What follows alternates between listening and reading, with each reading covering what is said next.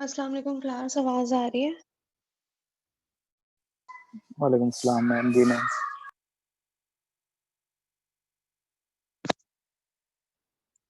बच्चों मुझे एक बात बताएँ, आप लोग रिकॉर्डिंग्स डाउनलोड कर सकते हैं? क्योंकि मुझे तो यही पता चला था कि स्टूडेंट्स कर सकते हैं डाउनलोड। जो लिंक मैं आपको भेजती हूँ वो डाउनलोड होता?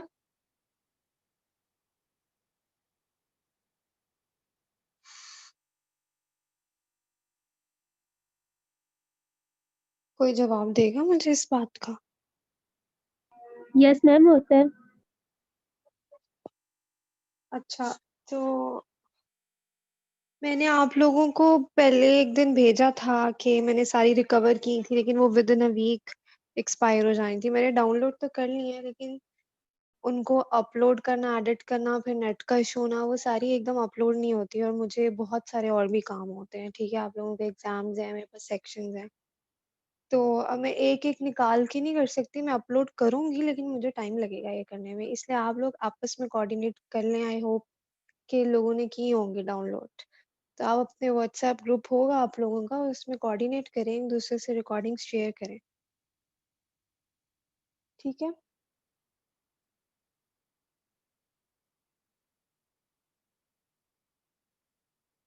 चलें आज का लेक्चर शुरू करते हैं।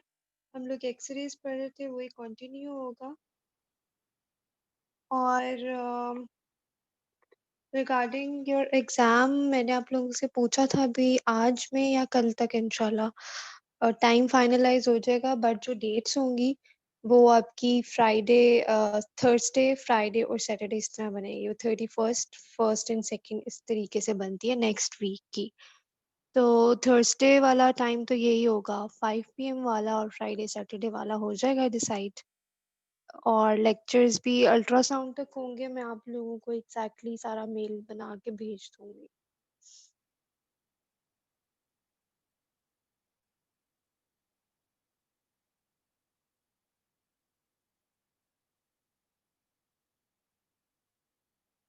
अच्छा चलें आज का लेक्चर शुरू करते हैं। कोई प्रॉब्लम हो, आवाज़ का इश्यू हो या फिर कोई बात समझ ना आए?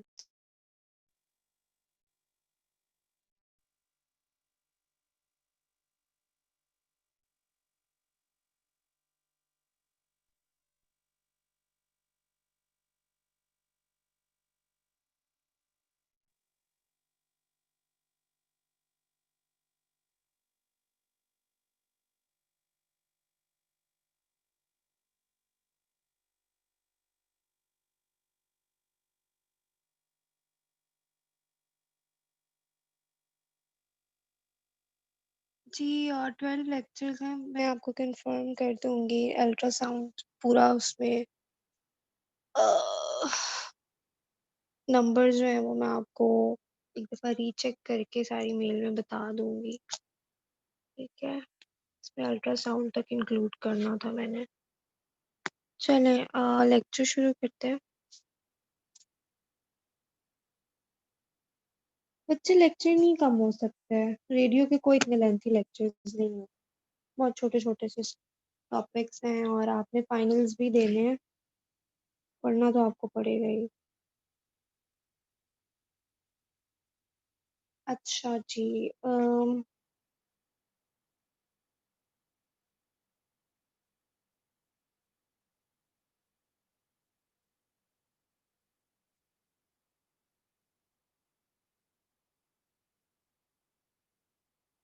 सो हम लोगों ने जो स्टार्ट किया था उसमें हमने कुछ क्वेश्चंस ऐड किए थे अबाउट एक्स-रेज़, उसको हम आज कंटिन्यू करेंगे और ख़त्म करेंगे। So, what can happen when people are exposed to radiations? जब एक्स-रेज़ क्या करती क्या हैं वो x-rays they can dislodge the electrons from the shell of an atom, ठीक है? और उससे क्या होता है कि जब एटम से इलेक्ट्रॉन जाता है तो एक फ्री रेडिकल या आयन बनता है। क्या लोग आप लोग कह रहे हैं?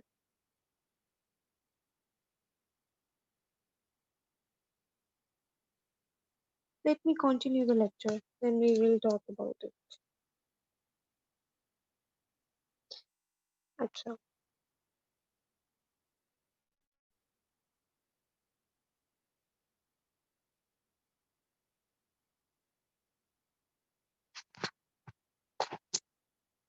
So what can happen when people are exposed to radiation? क्या harmful effects आ सकते हैं अगर radiation exposure multiple times हो गया है या फिर उसकी dose ज़्यादा थी, उसके hazardous effect क्या आ सकते हैं?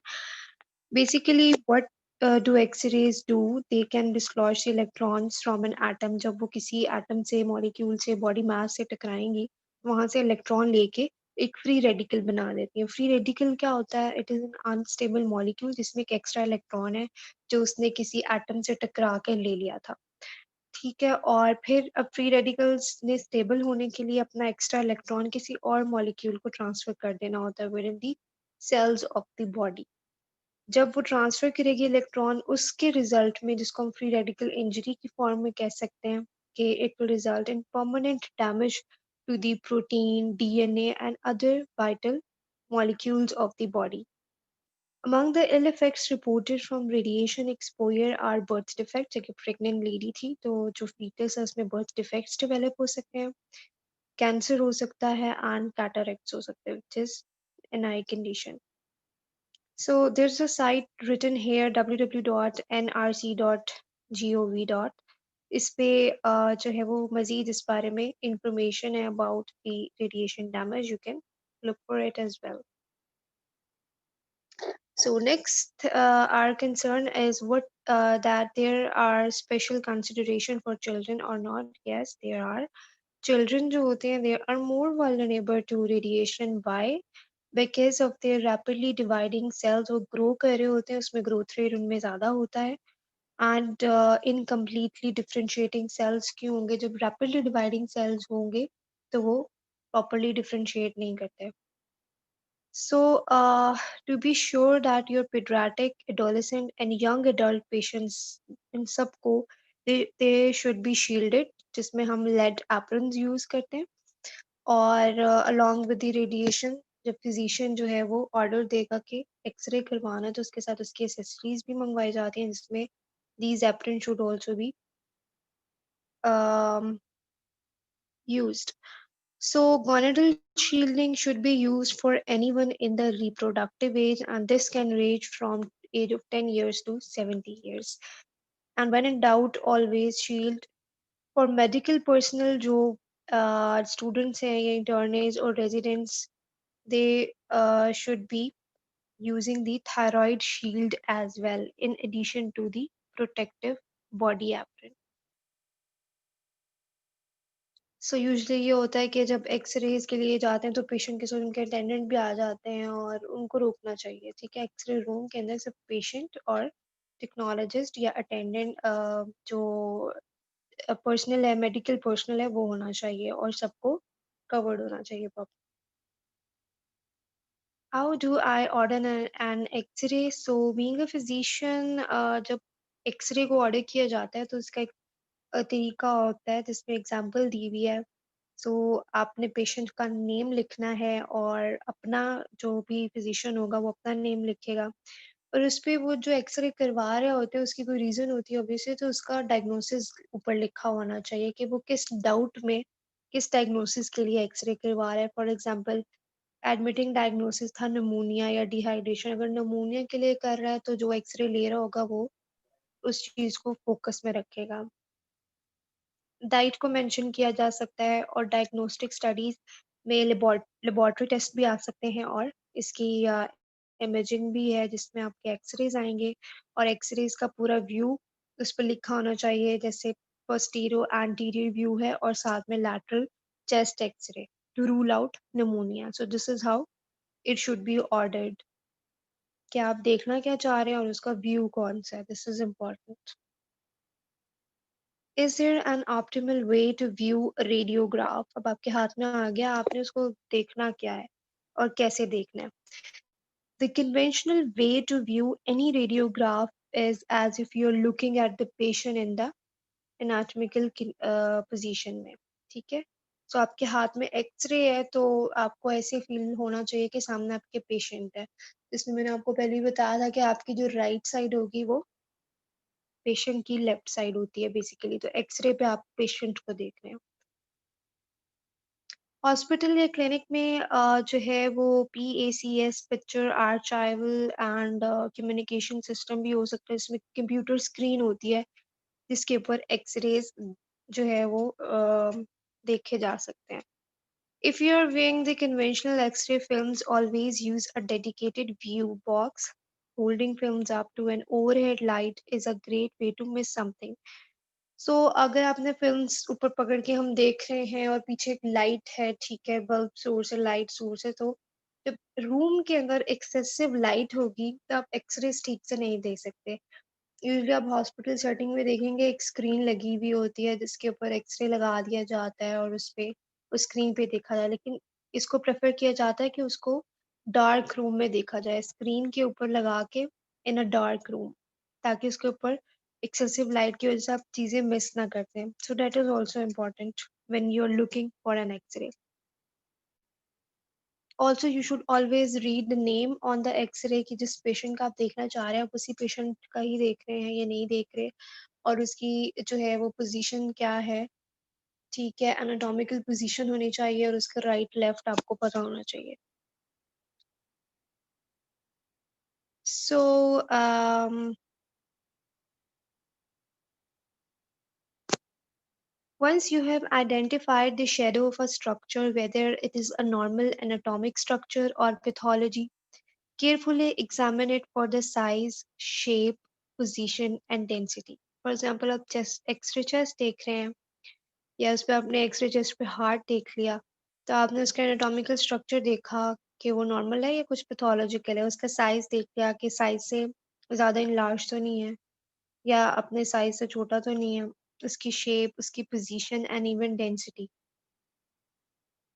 The question you must ask yourself are, is this structure normal anatomy में है या नहीं है?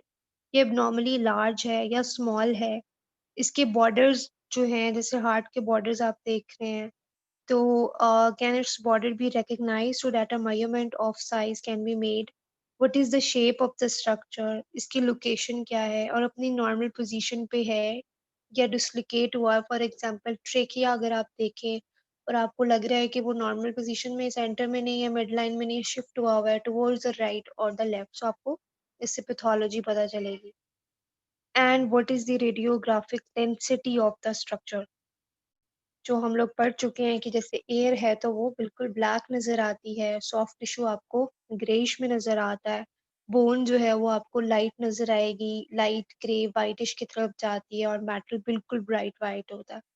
सो आपने डेंसिटी याद रखनी है कि आप जो चीज़ देख रहे हैं उसकी डेंसिटी इस तरह से आ रही है, क्योंकि डेंसिटी कब चेंज होती है जब कोई पैथोलॉजी हो।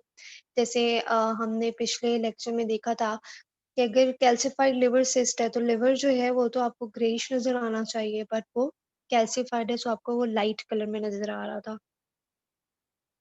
सो density is also very important.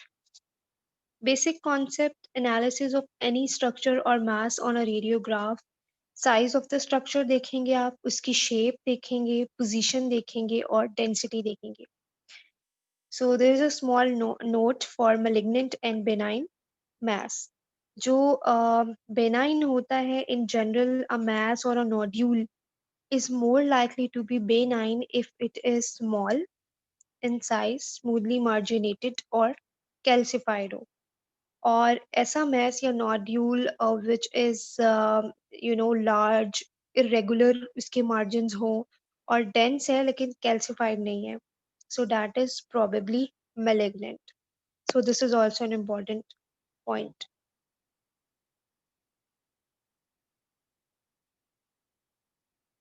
How will I know if the X-ray is of diagnostic quality? तो diagnosis के लिए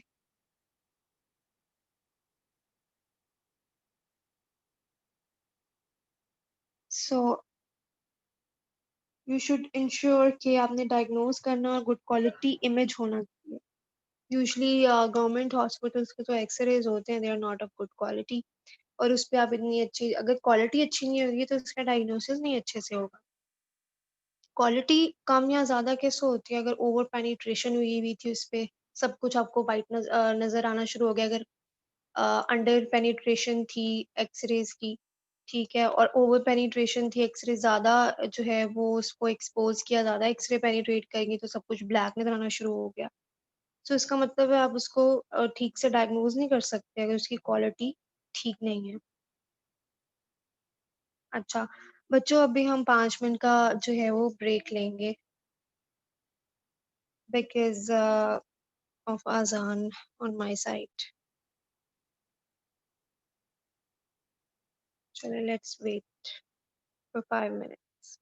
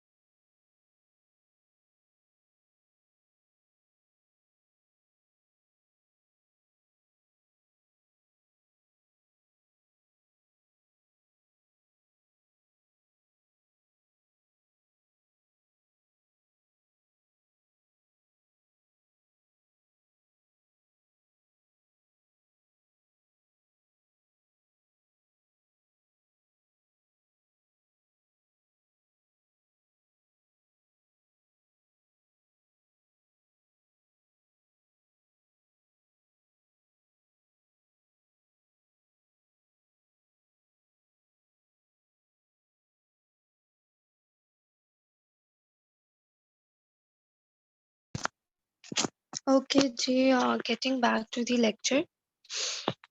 सो हम पढ़े थे कि डायग्नोसिस के लिए quality of the x-ray image is also important. As you can read in the third line, an over-penetrated or overexposed radiograph is too dark. X-rays can penetrate through subtle pathology, जो कोई भी significant pathology है, ठीक है, और उसमें से X-ray ज़्यादा पास होगी, and they obscure an important finding. malignant example दी हुई है जी, अगर एक malignant pulmonary nodule है, it may be difficult or impossible to see if the film is over penetrated. ठीक है, वो इतनी वाइटिश हो जाएगी कि आपको पता ही नहीं चलेगा कि फाइंडिंग क्या है, एंड इट एक्चुअली हैपेंस अगर क्वालिटी उसकी पुअर हो. सो इसलिए जो आपको अपने रिलेटिव्स को हम रिकमेंड क्या करते हैं, या कोई भी हमसे पूछे, कि किसी अच्छी लैब से कराना, क्योंकि quality is very very important. अगर अंडर पेनिट्रेटेड और अंडर एक्सपोज्ड रेडियोग्राफ है, तो it can make the normal structure as bronchovascular structure in the lungs look like pathology की तरह हो सकते हैं.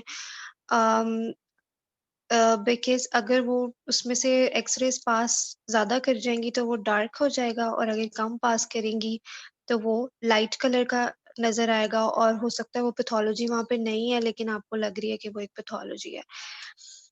फॉर एग्जांपल एक पेशेंट है जिसमें हम सस्पेक्ट करेंगे सो कंजेस्टिव हार्ट फेलियर है, ठीक है, उसमें जो, लेकिन हम सिर्फ सस्पेक्ट कर रहे थे और उसको है नहीं, ठीक है, वी आर सस्पेक्टिंग.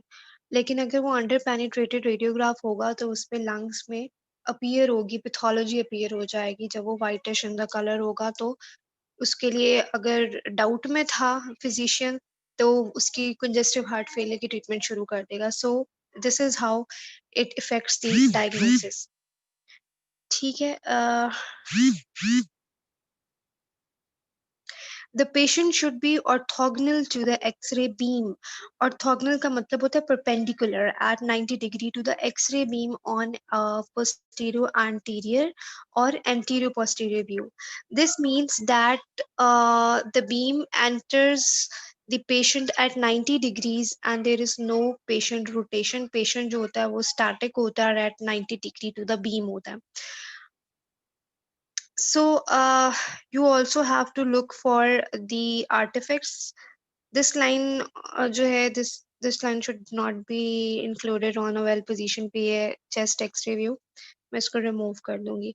अच्छा, सो लास्ट पैराग्राफ में है आर्टिफैक्ट्स क्या हो सकते हैं, कि जो चीज़ एक्चुअली प्रेजेंट नहीं है लेकिन हमें वो नज़र आ रही होती है किसी ऑब्जेक्ट की वजह से, like objects in clothing or hair or on the skin create the shadows that can mimic the pathology. पर मोस्टली जो है वो फीमेल ज़्यादा, उन्होंने गोल्ड की चेन्स पहनी हुई होती हैं, सो वो सारी अपीयर होती हैं, तो इसमें कोई भी मेटालिक चीज़ होती है उसको रिमूव करवा देना चाहिए. यहाँ पे एक एग्जांपल दी हुई है. Patient who was sent for a chest x-ray was chewing a piece of gum which he put on his upper back for safe keeping. और रिजल्ट में क्या हुआ कि वो जो chewing gum थी that appeared like a nodular opacity.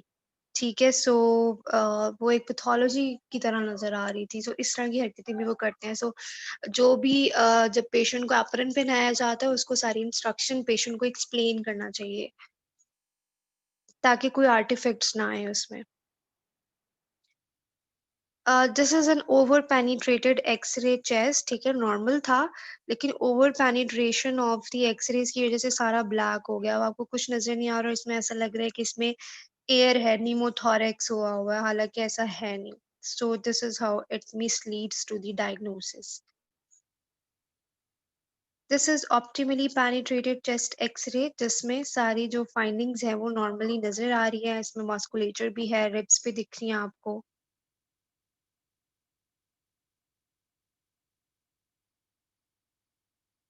How can I develop a differential diagnosis? There is a site on mini.com. इस पे you can look for different pathological condition, calcification of the gallbladder, porcelain gallbladder कहते हैं उसको. So you can look for it. But जब भी आपने एक image को देखना है, उसकी अगर आपको पैथोलॉजी नजर आई है तो आपने उसकी कॉजेज माइंड में लानी होती है. उसके लिए एक निमोनिक होता है, विटामिन डी एंड सी. इसमें आप ले सकते हैं, वास्कुलर कॉज हो सकती है, कोई इन्फेक्शन और इन्फ्लेमेशन हो सकता है। As a result of trauma pathology आई, जैसे कोई फ्रैक्चर आ गया। ऑटो इम्यून और एलर्जिक कॉज हो सकती है। मेटाबॉलिक डिजीजेस हो सकते हैं, इडियोपैथिक भी हो सकती है, या आइट्रोजेनिक जो मेडिसिन रिलेटेड होती है। नियोप्लास्टिक हो सकती है, स्ट्रक्चरल कॉज हो सकती है, डेवलपमेंटल या फिर कंजेनिटल हो सकती है, और कार्डियक कॉज हो सकती है। इसमें एक पिक्चर नजर आ रही है जी। This is the cortical buckle fracture of the radius. ठीक है, मैं इसको यहाँ पे बिल्कुल एक लाइट सी लाइन है आपकी जो लेफ्ट वाली है, दिस इज रेडियस। ठीक है, और इसके ऊपर जो लोअर लाइन नजर आ रही है लाइट सी, ये है आपका कॉर्टिकल बकल फ्रैक्चर। ये बच्चों के अंदर ज्यादा कॉमन होता है और इसके साथ अल्नर स्टाइलॉइड इवल्जन है। ठीक है, इसमें जो ये प्रोजेक्शन नजर आ रही है, दिस इज दी स्टाइलॉइड जो इवॉल्व हुआ होगा। इसके अंदर ये होता है कि ये जो आपको सेंटर में थिक सा पार्ट नजर आ रहा है, ये कॉर्टिकल बल्ज हो जाती है और इसमें कंप्रेशन होता है, जिसकी वजह से फ्रैक्चर की तरह ये अपीयर होता है, बट ये पूरी बोन को कोई ब्रेक नहीं करता है। ठीक है, और अगर इसका लैटरल व्यू देखा जाए तो इसमें ये this one is the fracture, if you can find it, थोड़ा ऊपर से बल जाता है और नीचे से फ्रैक्चर की तरह आपको नजर आ रहा है, और ये इसका ऑब्लिक व्यू है।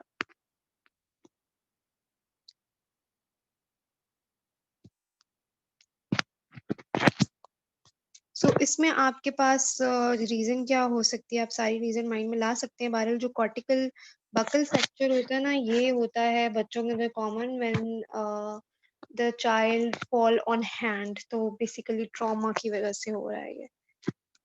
ठीक है, so that's all about the today's lecture.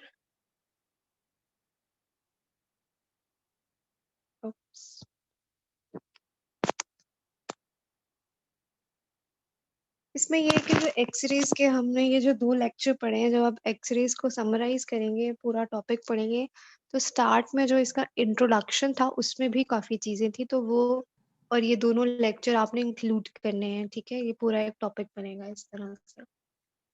अच्छा, जो आप लोग पूछ रहे थे कि कौन से लेक्चर्स उसमें इंक्लूडेड होंगे, उसमें ना बच्चों मैंने देखा है 12 भी लेक्चर हैं, या मे बी आप लोगों को 11-2 की फाइल से गए हुए होंगे, 11-1 और 11-2, तो उसमें वो अल्ट्रासाउंड तक है। ठीक है, बाकी आगे न्यूक्लियर मेडिसिन शुरू हो जाती है, वो इंक्लूडेड नहीं होगी, अल्ट्रासाउंड तक इंक्लूडेड होगा। और टाइमिंग्स मैं आप लोगों से कर लूँगी फाइनल आज या कल तक इंशाल्लाह, और थर्सडे फ्राइडे और सैटरडे को होगा। जस्ट वेट फॉर अस।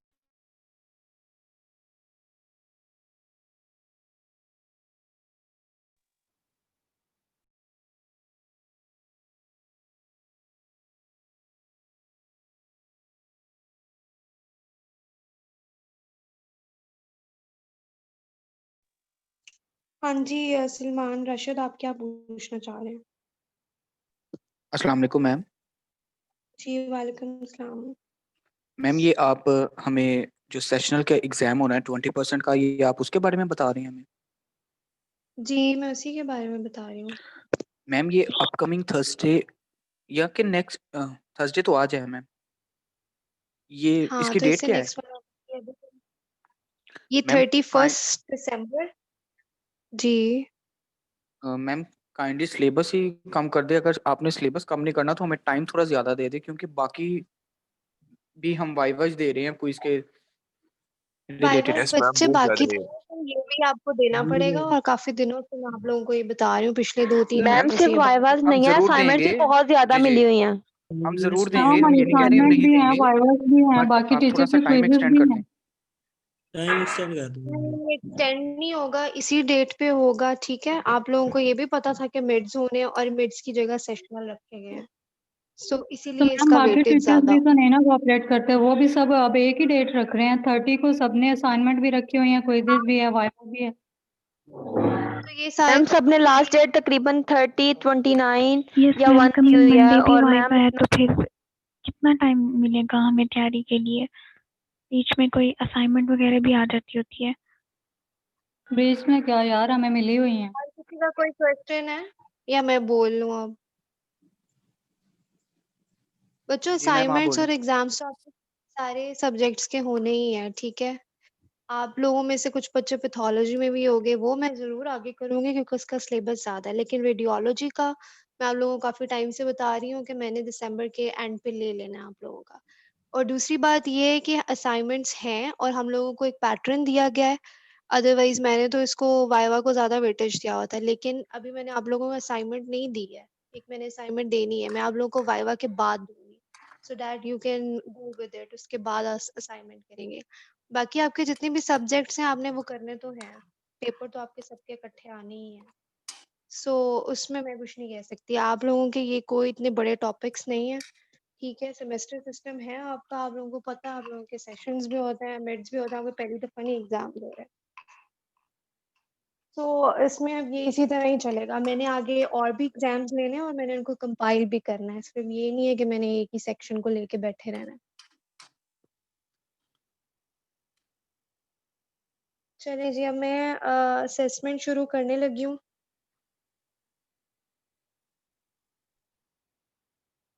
आप लोगों को टॉपिक मैंने दिया हुआ था एंडोस्कोपी। जिन-जिन लोगों को मैंने मेंशन किया था वो रह सकते हैं क्योंकि अटेंडेंस मैंने रिकॉर्डिंग पे ही लगानी है देख के, और बाकी लीव कर सकते हैं। फराह नूर। जी मैम, अस्सलाम है वालेकुम। यहाँ पे? वालेकुम सलाम।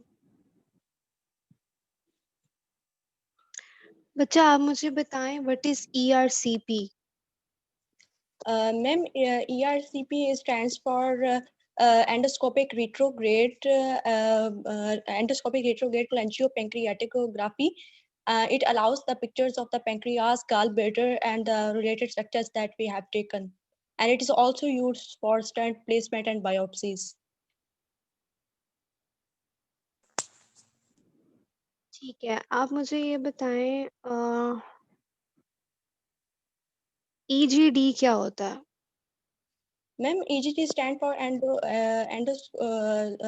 esophagogastroduodenoscopy, and it is a procedure in which a small flexible endoscope introduced through the mouth. और अगर वो एंडोस्कोप स्मॉल कैलिबर का हो तो उसमें हम नोज के थ्रू भी जो है वो एंटर करते हैं, एंड एडवांस वो फेरिंग्स पे जाता है, फिर oesophagus, then stomach and then duodenum. ठीक है, आप इसमें क्या-क्या देख सकते हैं? मैम, कौन से पार्ट्स देख मैम इसमें हम एसोफेगस देख सकते हैं, और इसके अलावा हम स्टमक देख सकते हैं, और डुodenum जो कि first part of small intestine है वो देख सकते हैं। ठीक है, good, you can go. Thank you next ma'am. है फातिमा अब्दुल्ला। Yes ma'am.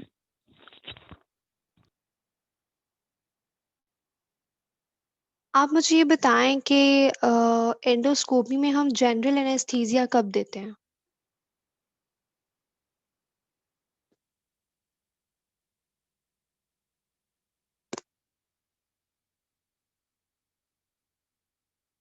आप म्यूट क्यों हो गई हैं?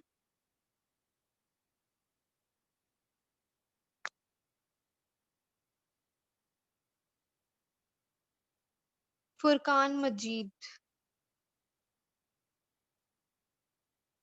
फुरकान मजीद। अस्सलाम वालेकुम मैम। वालेकुम सलाम। बच्चा आप मुझे बताएं एंडोस्कोपी के थेराप्यूटिक यूजेस बता दें। 3 बताने हैं आपने।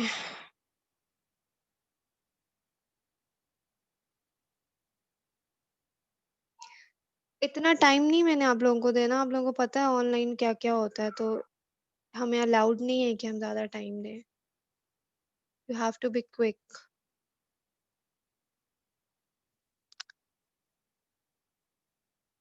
सो गए हैं आप? कोई नेट इशू है? हेलो। किधर चले गए आप?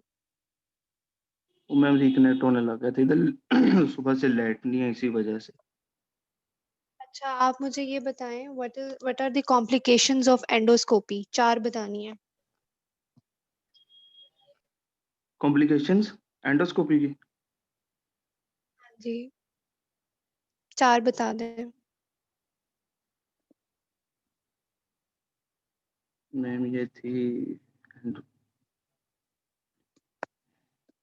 पढ़ के नहीं आए हुए आप? मैम आपने मुझसे नहीं सुना। हाँ, आप 1 मिनट रुक जाएं। फुरकान, मुझे बताएं यूज ऑफ आर्थ्रोस्कोपी।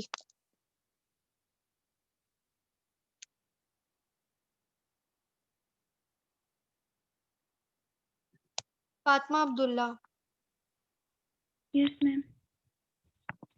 बच्चा, आप मुझे बताएं आर्थ्रोस्कोपी क्या होती है? Ma'am which enable the patient to see the tear inside the knee joint. जैसे फॉर एग्जांपल जो लेटरल मेनिस्कस में जो टीयर हो अगर। हम्म, ठीक है। अब मुझे 2 कॉम्प्लिकेशन बता दें एंडोस्कोपी की, फातिमा। मैम इसमें ना सेडेशन होती है जिसमें रेस्पिरेटरी रेट जो है ना वो बहुत डिक्रीज हो जाता है, जो काफ़ी रिस्की होता है। और इसके अलावा इसमें ब्लीडिंग भी हो सकती है, परफोरेशन होती है, हेमरेज हो सकता है, एस्पायरेशन होती है जिसमें गैस्ट्रिक कंटेंट जो है ना वो वॉमिट बैक हो सकता है।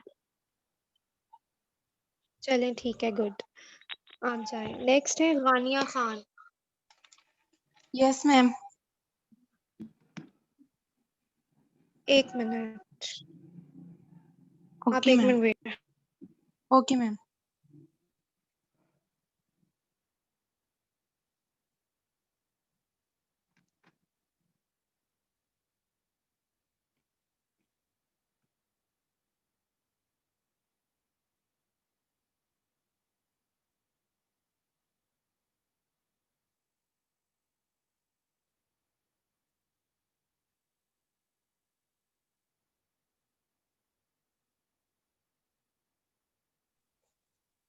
अच्छा जी, गानिया खान।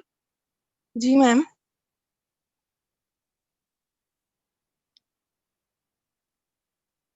जी, आपने मुझे बताना है limitations of laparoscopic surgery.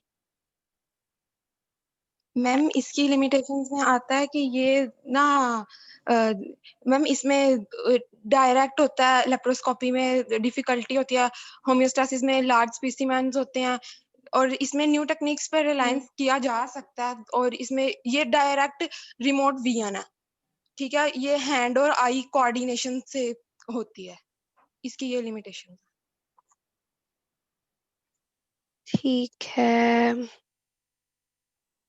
Arthroscopy का यूज बता दें। मैम आर्थ्रोस्कोपी का यूज यही होता है कि हम अपने जॉइंट्स के लिए करते हैं, उनमें कोई अगर टीयर है या कोई इन्फ्लेमेशन है या कोई abnormality है तो उसको क्योर करने के लिए या उसको एग्जामिन करने के लिए, जैसे लेटरल मेनिस्कस ठीक में है, टीयर वगैरह होता है, उसकी एग्जांपल है ये। चलिए ठीक है, आप जा सकती हैं। नेक्स्ट है हाफिज मोहम्मद सलमान।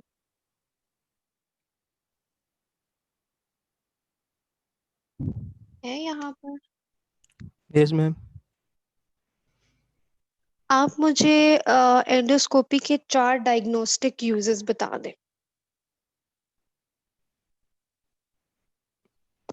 किन डिजीजेस में किसकी डायग्नोसिस? मैम गैस्ट्रो इंटेस्टिनल जो डिजीज होती हैं, वो जीआई ट्रैक की जो डिजीजेज हैं, फॉर एग्जांपल? जैसे मैम कॉन्स्टिपेशन, डायरिया, अल्सर और डिफिकल्टी स्वेलिंग और अच्छा, स्टमक पेन के लिए भी। ठीक है, और भी किसी चीज में यूज कर सकते हैं जीआईटी के? और कोई प्रॉब्लम? मैम जीआई कैंसर में भी होती है। ठीक है। अच्छा, आप मुझे 2 कॉन्ट्रा इंडिकेशन बता दें। एंडोस्कोपी की?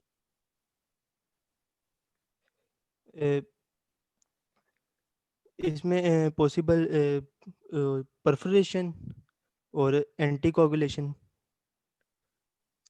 ठीक हेड है नेक बच्चा, सर्जरी।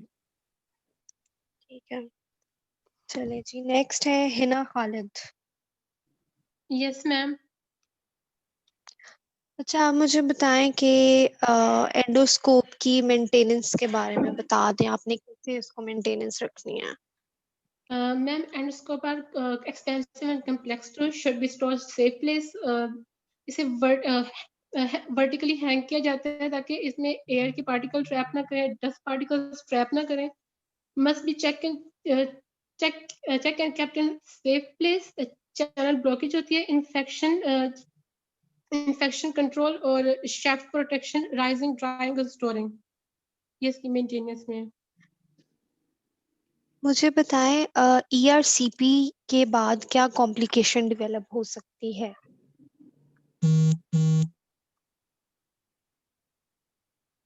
ईआरसीपी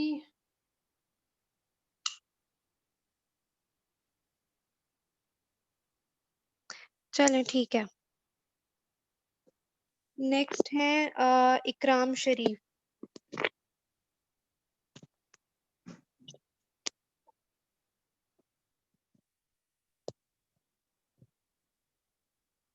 है यहाँ पे कोई इकराम? इकरा नजीर।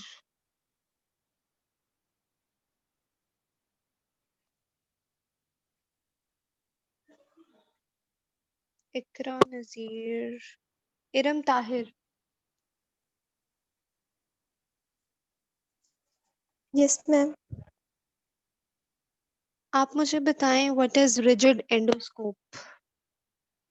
मैम रिजिड एंडोस्कोप जो है वो उसमें लेंस जो है वो हम यूज करते हैं रेली लेंस, और जो लेंस है ना उनको हम वो रेली लेंस में जो है वो यूज होती हैं। और इसमें जो दूसरा रोड लेंस है जो है वो हमें बेटर इमेज क्वालिटी और लाइट एफिशिएंसी प्रोवाइड करते हैं। और इसमें जो है वो हम डिफरेंट डायमीटर्स जो हैं वो इसमें होते हैं, और ये लेंस सिस्टम जो है वो सर्जिकल। इसको ट्रांसमिट करता हाँ है, जी बच्चे, ठीक। Transmit the image to view. Surgical endoscopy जो है उसमें मुझे 3 के नाम बता दें कि किन प्रोसीजर में यूज होती है, उन्हें क्या कहते हैं? मैम एथ्रोस्कोपी में होता है, और एथ्रोस्कोपी गायनेकोलॉजी और यूट्रस इसमें होते हैं, यूट्रस्कोपी में। वो और तो गायनेकोलॉजी में है ना, यूट्रस। एक और ये बता दें। और मैम इसमें हाँ? होते हैं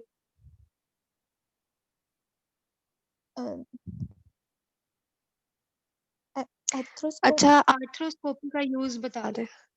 मैम एथ्रोस्कोपी जब वो जॉइंट्स में के लिए यूज करते हैं, यानी नी जॉइंट में कोई रिपेयर करने के लिए और उसके लॉस और के लिए जो वो करते हैं उसको यूज एथ्रोस्कोपी को।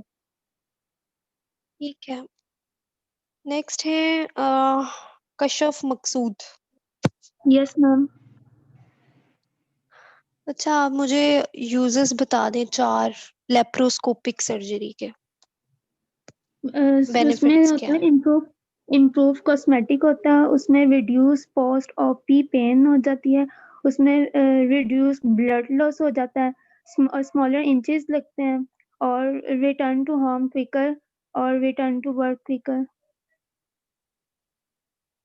चलें, रिड्यूस ठीक है। पॉसिबिलिटी ऑफ इन्फेक्शन भी होता है।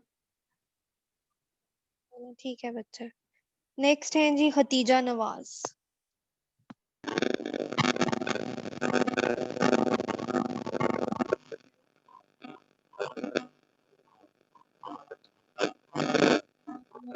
तो आपका नेट नहीं ठीक। चलें, आपसे मैं थोड़ी देर बात पूछूंगी क्योंकि मुझे आपकी कोई समझ नहीं आ रही। अपना नेट ठीक करने की कोशिश करें। लिंता याकूब।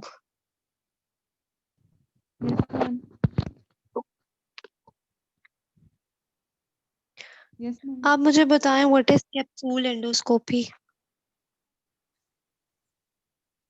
मैम कैप्सूल एंडोस्कोपी इसमें जो है ना क्या वो होती है? मैम इसमें जो है ना 2 मेजर कंपनीज होती हैं। एक जो है वो होती है इमेजिंग हैज अ पिलकैम और दूसरी होती है कंपनी थोड़ी बताएं होती क्या है, मैम कैसे इसमें क्या किया जाता है? इसमें जो स्मॉल कैप्सूल है वो हम अंदर लेके जाते हैं। उसके अंदर वो विटामिन का कैप्सूल होता है और उस कैप्सूल के अंदर जो है कैसे ना वो जाता है अंदर? वायल आईवी जाता है, कैसे जाता है? जी कैसे पेशेंट को दिया जाता है कैप्सूल? मैम वो स्वॉलो करता है उसको। ठीक है, और आगे?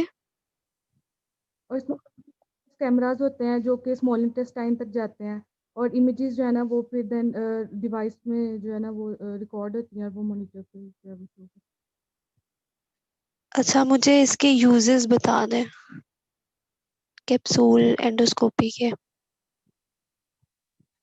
मैम इसमें जो है वो के मॉल एब्जॉर्प्शन डिसऑर्डर्स होते हैं related to small bowel injuries होती हैं और इसमें ट्यूमर्स और स्मॉल इंटेस्टाइन होती हैं।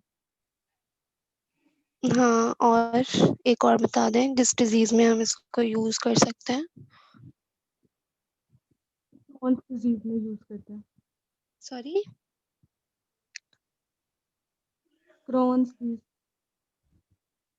ठीक है, इसका बेनिफिट क्या है? हमें कैप्सूल एंडोस्कोपी का 2 बेनिफिट्स बताने हैं। मैम ये पेनलेस एडवांस। होता है, इसका कोई साइड इफेक्ट नहीं और इसकी हाँ ठीक। जो है रिलेट होता है क्या होता है? रिजल्ट एक्यूरेट होता है साइज होता है। ठीक है, ठीक है, चलें, ठीक है, आप जाएं। ये थी लिंता थी ना ये? अच्छा, यस नेक्स्ट मैम। है मोहम्मद उस्मान। ठीक है बच्चे। इसमें मोहम्मद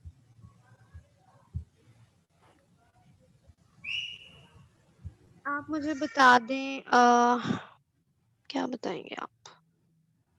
एंडोस्कोप के पार्ट्स बताएं, 3 मेजर पार्ट कौन से होते हैं? Name them.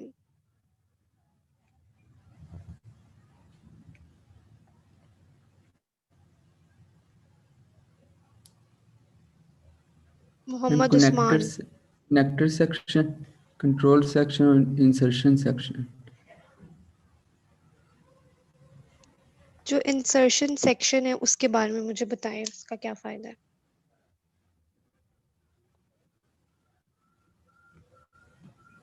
इतना लेट देख के बताना है।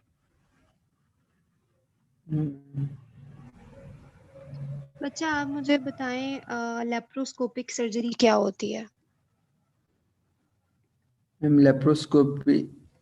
Laparoscopic surgery minimal access surgery होती है। Rigid endoscope introduce into the peritoneal cavity. और उसमें एब्डोमिनल इन्फ्लेशन की जाती है, वो किस गैस से होती है? हाँ लैप्रोस्कोपिक कोलोसिस्टेक्टोमी। बच्चे मैं पूछ रही हूँ, एब्डोमिनल इन्फ्लेशन की जाती है, एक गैस यूज होती है लेप्रोस्कोपिक सर्जरी करते हुए, कौन सी गैस यूज करते हैं कॉमनली? मुझे 2 यूजेस बता दें लेप्रोस्कोपिक सर्जरी के।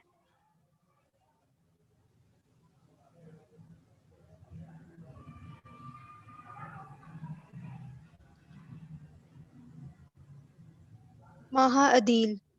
जी अस्सलाम वालेकुम मैम।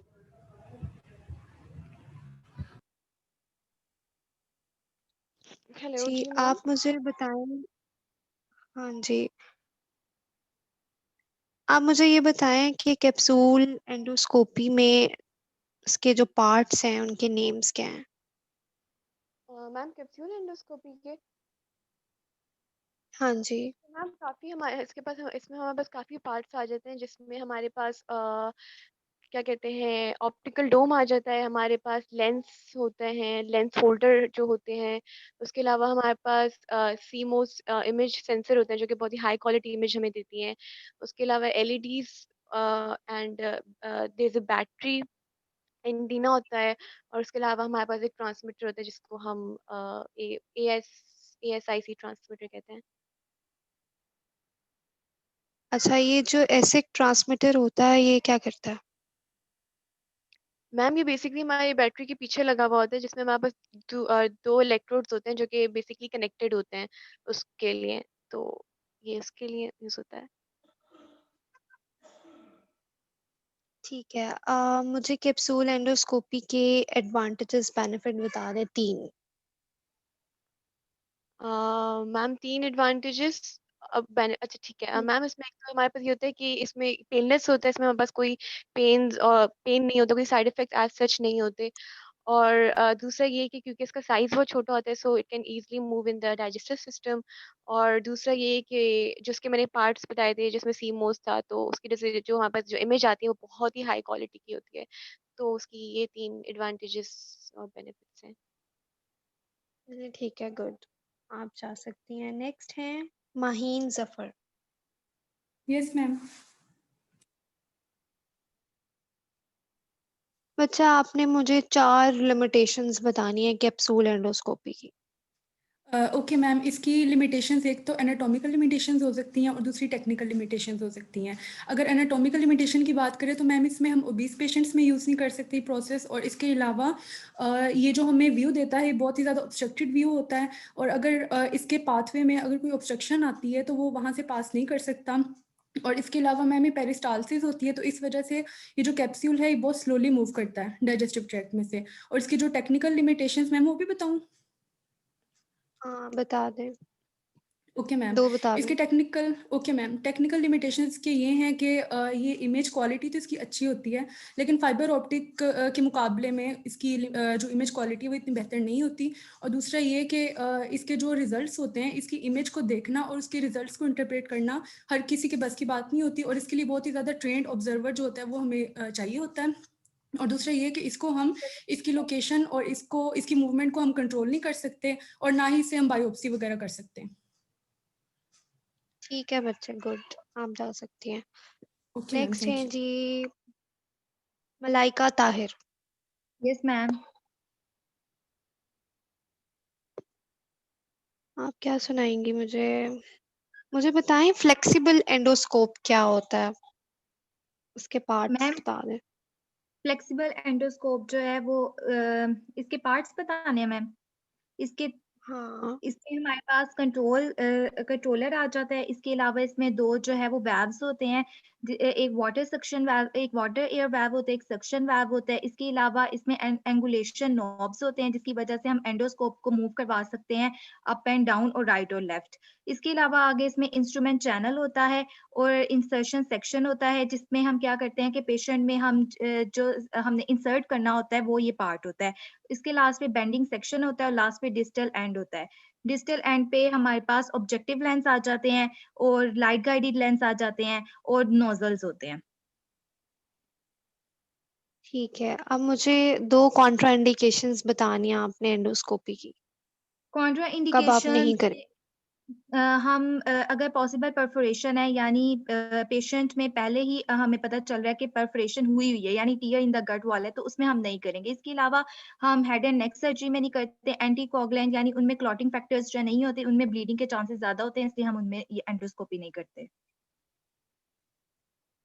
चलें ठीक है बच्चे, गुड। आप जाएं। नेक्स्ट हैं जी मलीहा मरियम।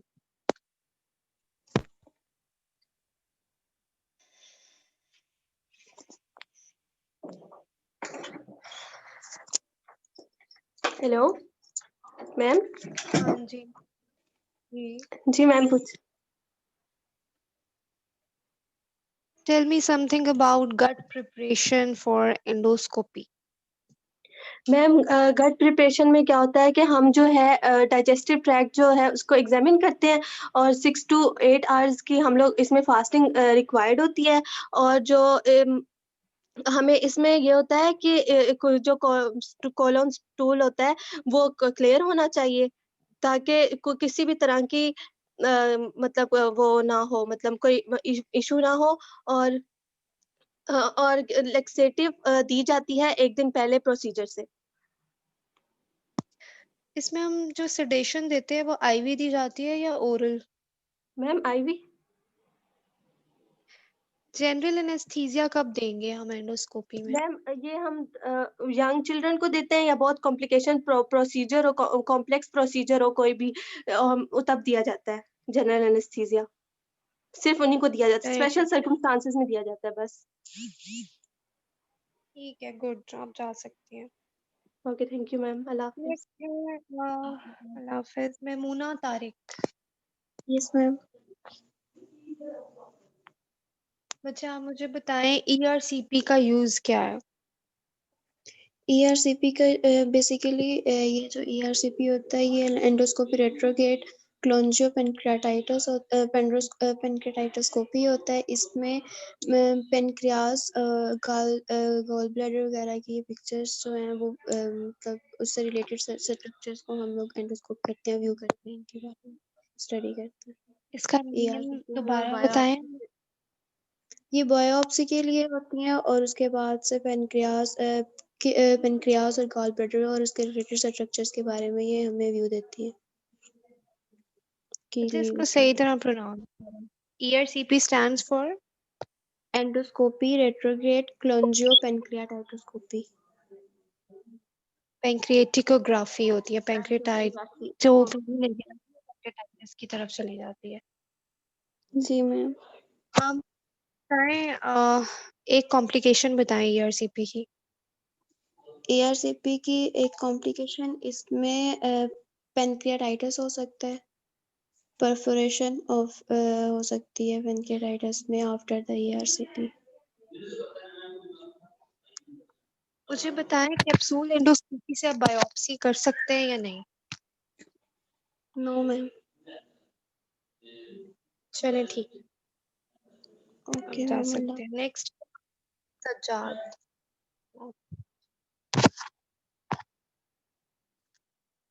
मासूमा सज्जाद है यहाँ पे।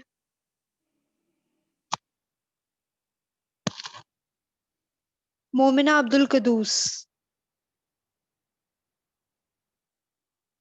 मोमिना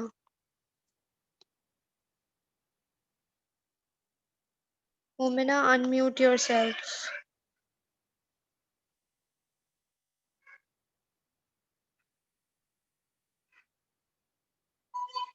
एक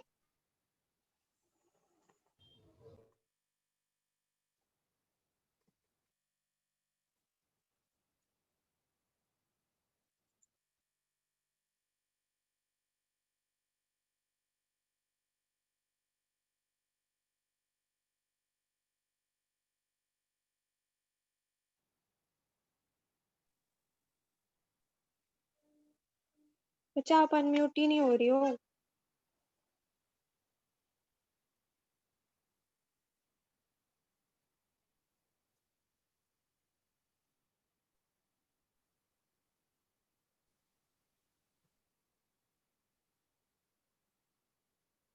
अच्छा, मुआज अरशद।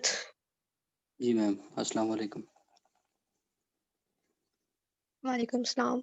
बच्चा आप मुझे बताएं वीडियो एंडोस्कोप्स क्या होते हैं? वीडियो एंडोस्कोप, इस एंडोस्कोप में सीसीडी जो होता है ना वो यूज़ किया जाता है और इसमें हम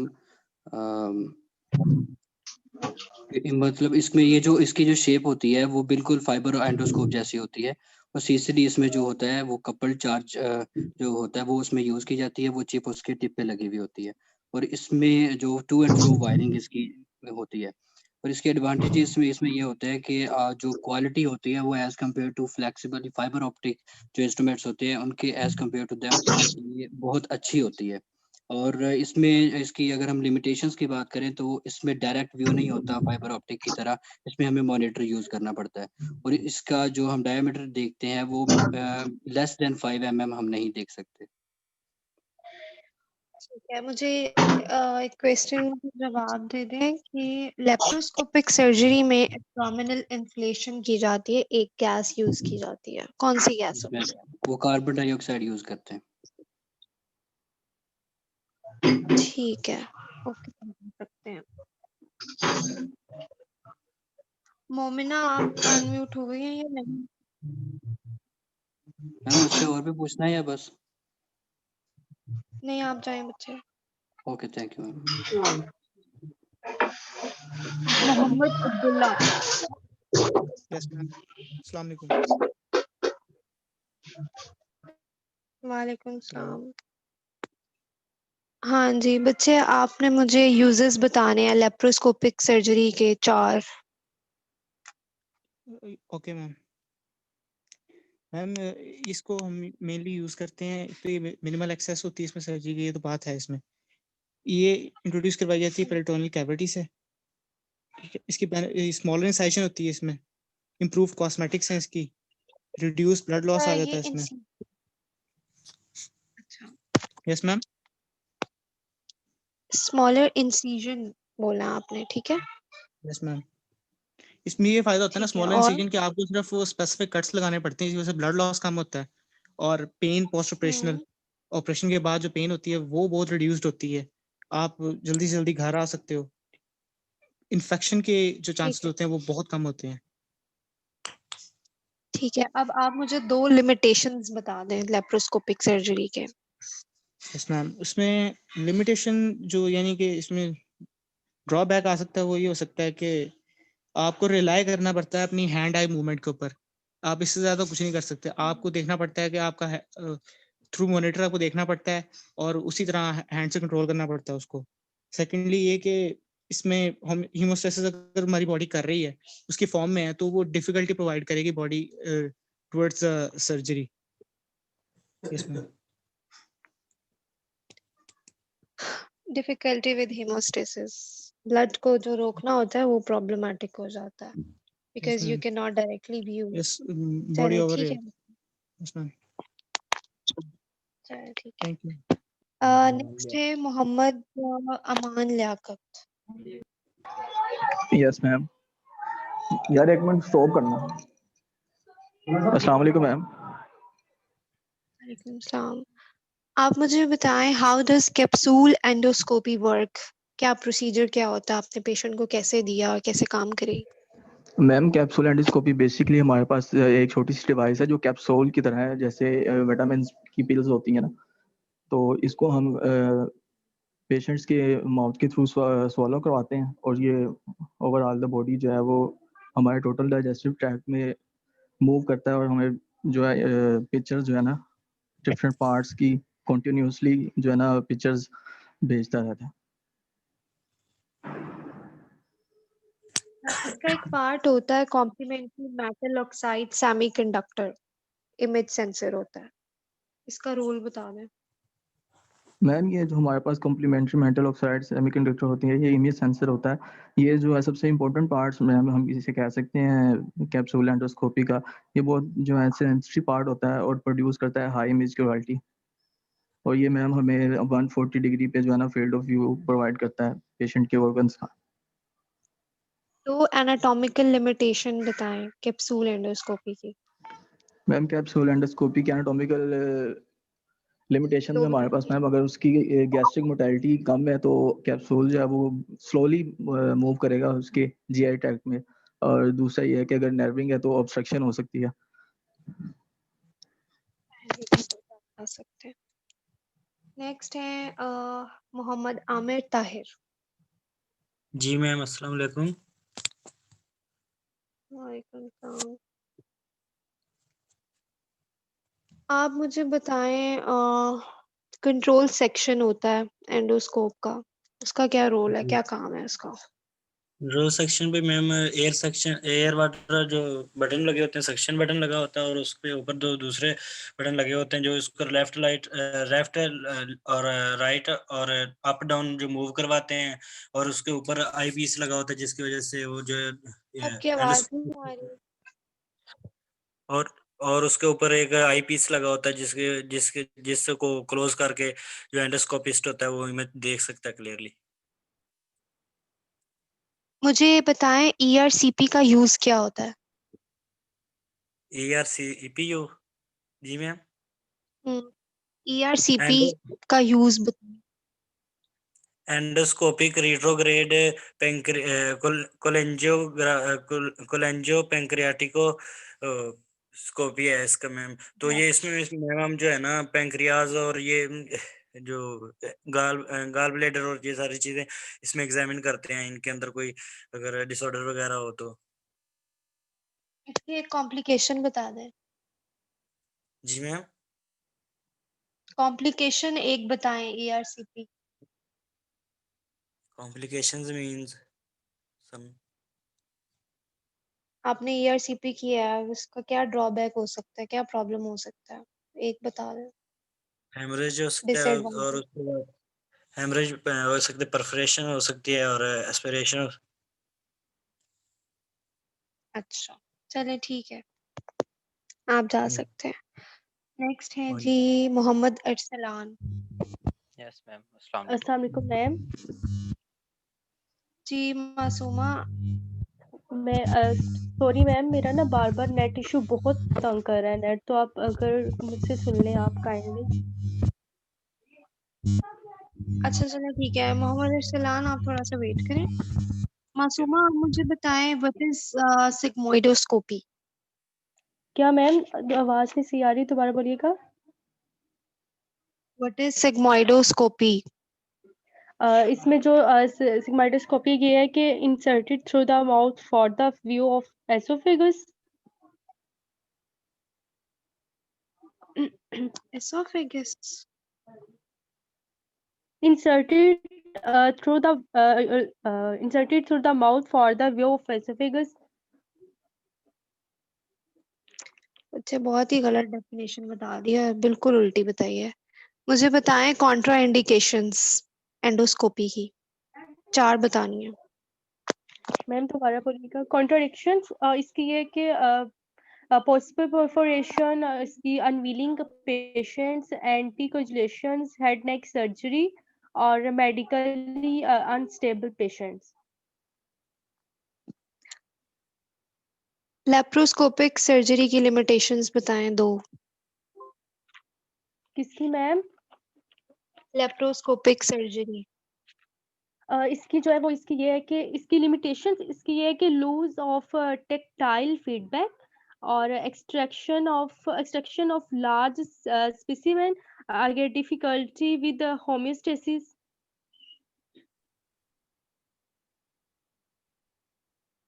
अच्छा मुझे बताएं कि लेप्रोस्कोपिक सर्जरी में which gas is used to inflate the abdomen.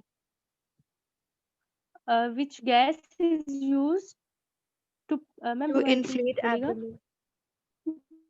Abdominal inflate. Smaller incision और इम्प्रूव्ड कोर्स मैकेनिक्स बच्चे और रिड्यूस पोस्ट ऑफ पेन। मैंने आपसे क्या पूछा है उसका जवाब दें। कौन सी गैस यूज करते हैं एब्डोमिनल इन्फ्लेशन के लिए इन लेप्रोस्कोपिक सर्जरी। इसमें जो होता है वो है laparoscopy used an instrument to look at the abdominal organs. अच्छा ठीक है बच्चे आप जा सकते हैं। Okay thank you ma'am. Next है मोहम्मद अरसलान।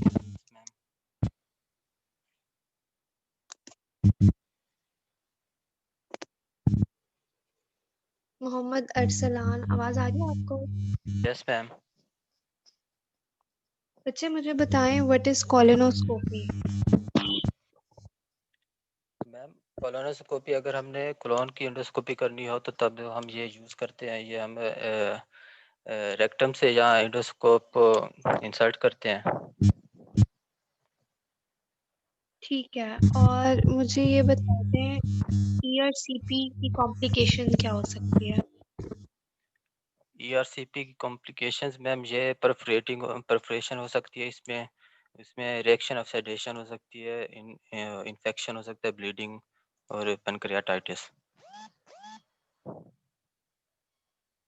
कैप्सूल एंडोस्कोपी की लिमिटेशन बताएं टेक्निकल। किसकी 2 मैम? बतानी है। Capsule endoscopy.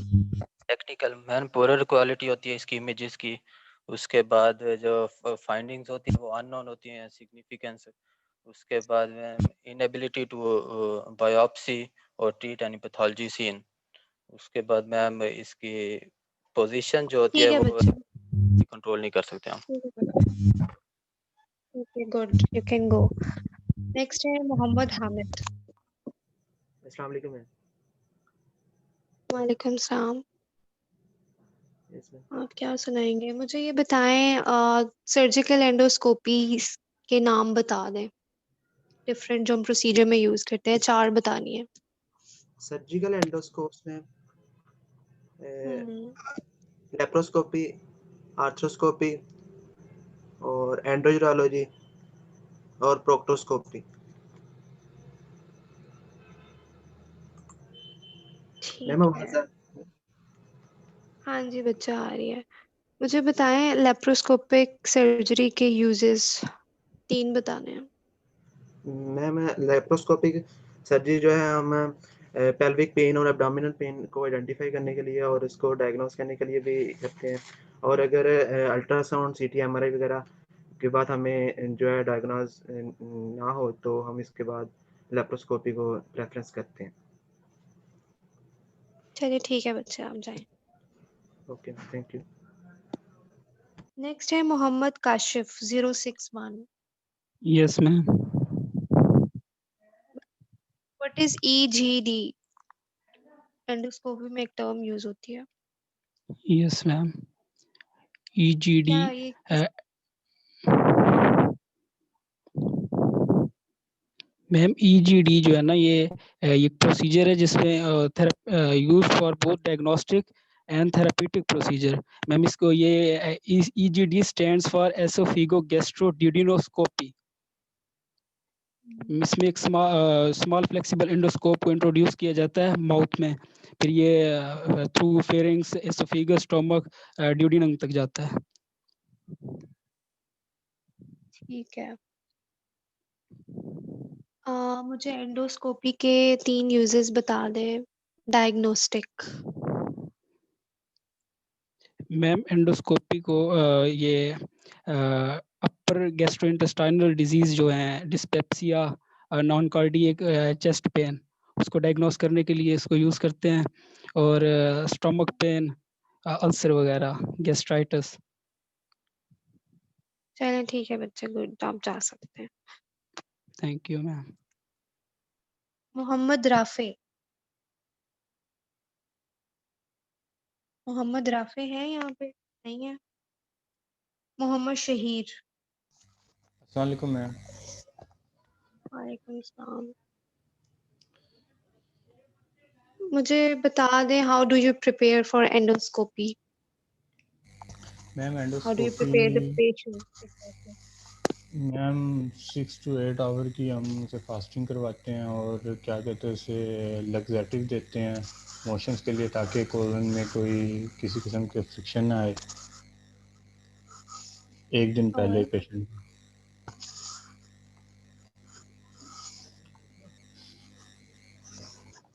और क्या करेंगे और प्रिपरेशन मैम में आप? लग्जेटिव देंगे मैम पेशेंट को। ये तो आपने गट का बता दिया ना, और बताएं मजीद प्रिपरेशन में और क्या दिया जाता है पेशेंट को? और मैम एनेस्थीसिया दिया जाता है सेडेशन, मतलब अगर तो यंग मतलब कोई सवेयर केस आ गए तो जनरल एनेस्थीसिया दिया जाता है, अदरवाइज थोड़ा सा सेडेशन दिया जाता है ताकि पेन ना हो। और क्या कहते हैं उसे 1 आवर के बाद क्या कहते हैं उसे वो प्रॉपरली मतलब स्टेबल हो जाता है। ठीक है, मुझे बताएं what is the complication of ERCP? Complication ERCP की मैम होती हैं क्या कहते हैं उसे, इसमें पेनक्रेटाइटिस हो सकता है, और क्या कहते हैं उसे हेमरेज हो सकता है, ड्यूडेनल परफोरेशन हो सकती हैं। ठीक है बच्चे, ओके मैम, थैंक यू। आप जा अल्लाह हाफिज़ और मैम। खतीजा, अल्लाह हाफिज। खतीजा जफर थी, खतीजा जफर थी ना, एक दिन का नहीं हुआ, क्या हो गया इनका? कौन सी बच्ची थी? मोमिना अब्दुल कुदूस थी शायद, जो अनम्यूट नहीं हो रही थी। Where is she? चली गई हैं। मैम मेरा बोला था आपने। हाँ जी, खतीजा नवाज। बच्चे आपकी आवाज मैम अभी भी नहीं आ रही। हमको कुछ तो लग रही है। बच्चे आप मुझे बताएं, कनेक्टर सेक्शन होता है एंडोस्कोप का, उसका यूज क्या है? एंडोस्कोप का कनेक्टर सेक्शन पार्ट। हाँ जी, कनेक्टर सेक्शन के बारे में उसके पार्ट्स मैम क्या होते हैं? और मैम मैम पॉसिबल प्रिफरेशन होती है और मेडिकल अनस्टेबल पेशेंट्स इसमें होते हैं ना और इसमें बेटा, ये नहीं पूछा मैंने। मैम एक G connector ma'am section is a part of endoscope, ठीक है? उसके पार्ट्स क्या होते हैं? आप मुझे कनेक्टर यूजेस और ये चीजें मैम बताएं। एक मिनट इसमें एक लाइट गाइड होती है, कनेक्टर होता है और वीडियो चिप होती है। वीडियो चिप होती है।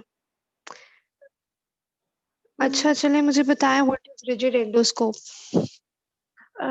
Rigid ma'am rigid endoscope also called surgical endoscope और इसके अंदर हमारे पास लेप्रोस्कोपी होती है जो कि major complements of injuries like bleeding injury of bowel और ब्लैडर अगर ब्लैडर की इंजरी हो जाए तो और फ्लेक्सिबल में क्या डिफरेंस होता है?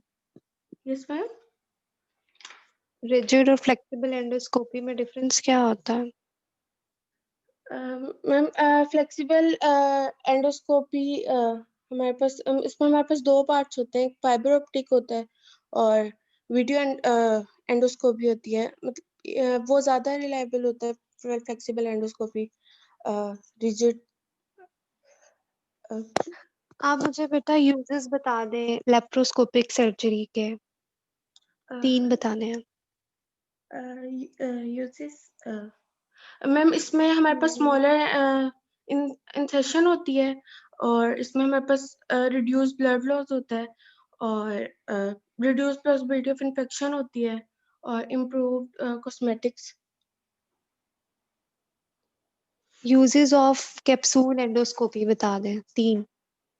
कैप्सूल मैम कैप्सूल के हाँ जी। इसमें हमारे यूजेस इसमें मैल अब्जॉर्प्शन के लिए यूज होते हैं हमारे पास कैप्सूल एंडोस्कोपी और अगर हमारे पास स्मॉल इंटेस्टाइन में ट्यूमर है तो उसके लिए भी यूज करेंगे और अगर हमारे क्रोन डिजीज है तो उसके लिए हम यूज करते हैं कैप्सूल एंडोस्कोपी।